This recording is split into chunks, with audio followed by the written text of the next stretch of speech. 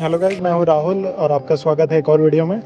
इस वीडियो में देखेंगे ब्रेजा की फ्यूल टैंक कैपेसिटी कितनी होती है। तो करंटली आप देख सकते हैं फ्यूल इंडिकेटर ब्लिंक कर रहा है, जिसका मतलब है फ्यूल बहुत ही कम बचा हुआ है।